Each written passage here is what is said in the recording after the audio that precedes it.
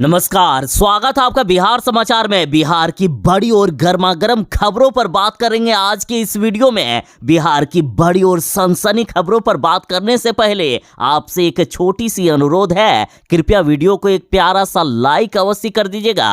आपका लाइक करना ही हमारी मेहनत का फल होता है।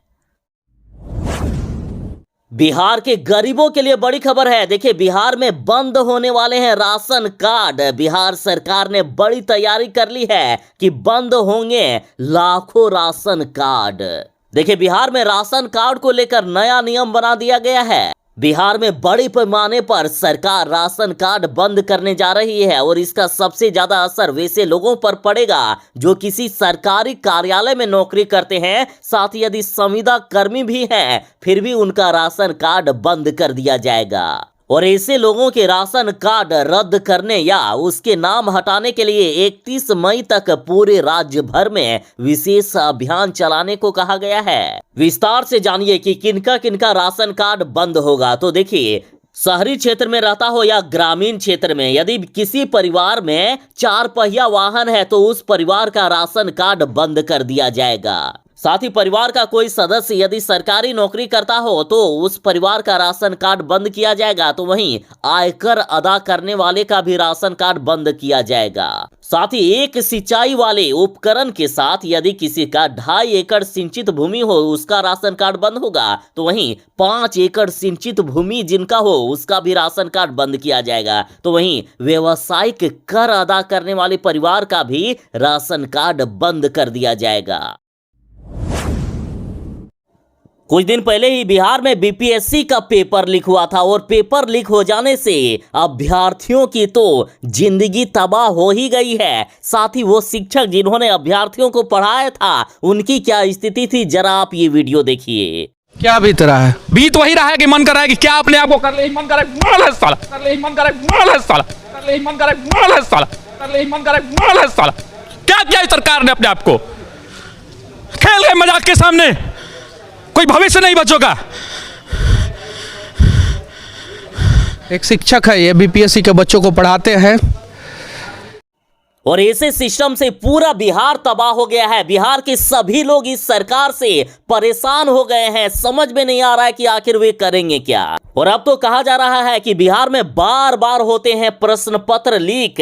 युवाएं कह रहे हैं कि आखिर कैसे और कब हम लोगों को 19 लाख रोजगार मिलेगा। 19 लाख युवाओं को रोजगार देने के वादे के साथ डबल इंजन की सरकार सत्ता में आई थी, लेकिन ये रोजगार क्या देंगे? जो रोजगार है उसमें भी ये लोग प्रश्न पत्र लीक करवा देते हैं। 2 साल बीतने को है, लेकिन ये सरकार जो वादा किए हैं वो एक सपना ही रह गया है। लगातार प्रश्न पत्र लीक हो रहे हैं। हजारों छात्रों का भविष्य अंधेरे में इस बीजेपी सरकार ने डाल दिया है। अब चलिए सरकार की पोल खोलता हूं। तो देखिए, बिहार पुलिस भर्ती 2017 14 मार्च 2021 और 21 मार्च 2021 को संपन्न हुए परीक्षा के प्रश्न पत्र लीक हुए। तो वहीं 27 फरवरी 2022 को आयोजित उत्पाद पुलिस के प्रश्न पत्र लीक हुए। 28 फरवरी 2022 को फायरमैन की परीक्षा हुई और प्रश्न पत्र लीक होने की खबर सामने आई। तो वहीं बिहार दरोगा 2017, 2019 और 2022 की परीक्षा के दौरान भी प्रश्न पत्र लीक होने की खबर सामने आई। और ऐसे बिहार में कई बार प्रश्न पत्र लीक करके इस सरकार ने युवाओं के भविष्य को बर्बाद कर दिया है।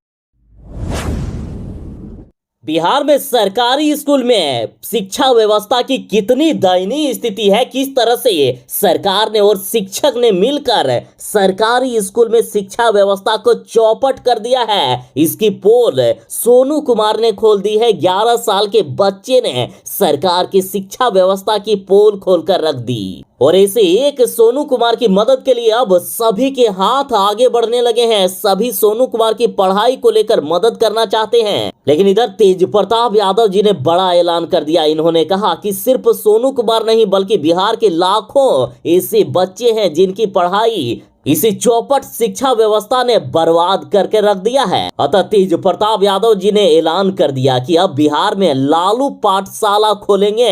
हम बिहार में अब लालू यादव के सपनों को पूरा करेंगे। आरजेडी नेता तेज प्रताप यादव ने वंचितों को शिक्षा देने के लिए लालू पाठशाला खोलने का निर्णय ले लिया है और तेज प्रताप यादव ने ट्वीट करते हुए अपनी बात रखी है। तेज प्रताप यादव ने कहा कि सोनू, जिसने पूरे बिहार के भ्रष्ट सिस्टम का पोल खोलकर रख दिया, न जाने ऐसे कितने सोनू शिक्षा से वंचित हैं। बिहार का कोई गरीब इस भ्रष्ट सिस्टम के कारण शिक्षा से वंचित ना रहे, इसके लिए लालू पाठशाला की शुरुआत करने जा रहा हूं।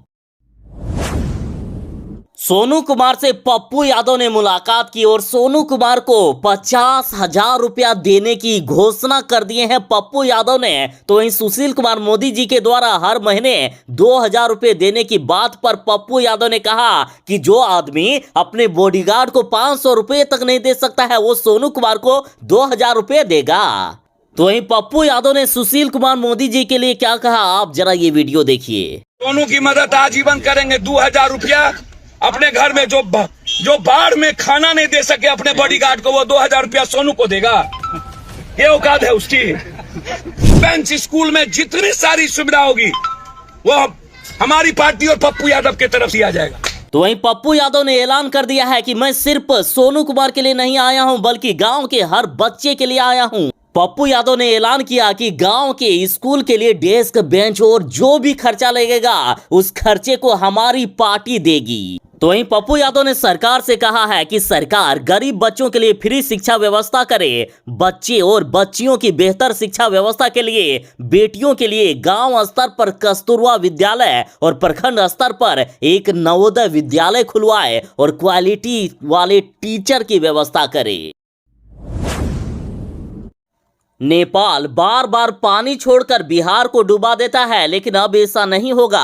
पीएम नरेंद्र मोदी जी के मास्टर स्ट्रोक से बिहार को बड़ी राहत मिली है। नेपाल से होने वाली कई परेशानियां अब दूर होगी। प्रधानमंत्री नरेंद्र मोदी जी के नेपाल दौरे से सबसे ज्यादा फायदा बिहार को मिला है। नेपाल के अरुण कोसी पर पनबिजली इकाई बनने का काम अब शुरू होगा और इस परियोजना से बिहार को 3 फायदे होंगे। इससे बिहार को न केवल बिजली मिलेगी, बल्कि कोसी का पानी नियंत्रित हो जाएगा, जिससे गाद में कमी आएगी और राज्य के दर्जन भर जिलों में बाढ़ की भयावहता अब कम होगी। माना जा रहा है कि अब तक बिहार के लिए अभिशाप हो रही कोसी नदी अब वरदान साबित होने वाली है। बिहार वालों के लिए बड़ी खबर है। बिहार में अब देना होगा पानी का शुल्क। 480 से 1,800 रुपये सालाना देना होगा। देखिए, राज्य में बढ़ती महंगाई के बीच अब आम लोगों को पानी पीने तक की आफत आ गई है। प्रॉपर्टी टैक्स के साथ हर हाउस होल्डर को 480 रुपये से लेकर 1,800 रुपये सालाना अब शुल्क देना होगा। नगर विकास और आवास विभाग ने निर्देश दिया है कि प्रॉपर्टी टैक्स के साथ पानी शुल्क ली जाएगी। 1 महीने तक पानी का टैक्स नहीं देने पर पानी का कनेक्शन काट दिया जाएगा। कनेक्शन दोबारा लेने के लिए 1,000 रुपये का शुल्क देना होगा। तो वहीं समय सीमा तक प्रॉपर्टी टैक्स के साथ पानी का शुल्क नहीं देने पर 1.5% ब्याज भी देना होगा। साथ ही बता दें कि कुछ इस प्रकार से पानी का टैक्स लगेगा, जैसे पानी शुल्क 480 रुपये पर 1,000 रुपये तक का वार्षिक टैक्स, 780 रुपये पानी शुल्क पर 1,000 से 2,000 रुपये का वार्षिक शुल्क। तो वहीं 1,440 रुपये पानी टैक्स पर 2001 से लेकर 3,000 रुपये का वार्षिक टैक्स लगेगा। 5वीं क्लास में पढ़ने वाले बिहार का बच्चा सोनू कुमार जिन 35 बच्चों को पढ़ाता था, उन बच्चों से सच तक न्यूज के मनीष कश्यप मिलने गए थे। पहले आप देखें कि इन्होंने क्या कुछ कहा है। 5वां क्लास में पढ़ने वाला 11 साल का बच्चा सोनू, जो नीतीश कुमार जी के आंखों में आंखें डाल के बिहार का शिक्षा व्यवस्था का कुव्यवस्था को उजागर कर दिया, वही सोनू 5वां क्लास में पढ़ता था और इन सभी बच्चों को पढ़ाता था। सही है? यस। सही है? यस। पढ़ाता था ना बच्चा वो तुम लोगों को? यस। और मनीष कश्यप जी ने जब सोनू कुमार के छात्रों से सवाल पूछा तो वे भी दंग रह गए कि सोनू कुमार ने इन बच्चों को क्या से क्या बना दिया है। सभी बच्चे एक से बढ़कर एक जवाब दे रहे थे। देखिए कैसे एक छोटे से बच्चे को 19 तक का पहाड़ा याद है। अच्छा सोनू, तुमको पढ़ाता था? जी। अच्छा, क्या क्या सीखे हो तुम? का खा ग घ ABCD 1 2 पहाड़ा। पढ़ा कहाँ तक सीखे हो? 19 का तक। 19 तक? जी। 19 तक सीखे हो? खड़ा हो जाओ। 19 तक तुमको पढ़ा सिखा दिया है? जी। सुनाओ तो 19 का। 19 का ना नहीं दुनिया आती नहीं 57 नहीं 76 नहीं 55 नहीं 36 नहीं 37 नहीं 58 नहीं 39 नहीं 92। ताली बजाइए। और इस बच्चे की काबिलियत देखकर मनीष कश्यप ने कहा है कि जब 11 साल का बच्चा सोनू कुमार इन बच्चों को काबिल बना सकता है तो नानत है तुम सब पर सरकारी स्कूल के शिक्षकों। तुम भी ये कर सकते थे, लेकिन तुमने बिहार के बच्चों का भविष्य बर्बाद करने का काम किया। मनीष कश्यप ने बिहार के सरकारी स्कूलों के भ्रष्ट शिक्षकों पर कहा कि नानत है तुम पर, चुल्लू भर पानी में डूब मरो तुम लोग। इन्होंने कहा कि जब 11 साल का बच्चा इन बच्चों को काबिल बना सकता है तो तुम भी बना सकते थे। इन्होंने कहा कि लेकिन तुम शिक्षक लोग जानबूझकर सरकार के इशारों पर इन बच्चों का भविष्य बर्बाद करते हो ताकि ये बच्चे मजदूर बने, क्योंकि तुम लोग चाहते हो कि बिहार के गरीब का बच्चा मजदूर बने और जिंदगी भर मजदूरी करे।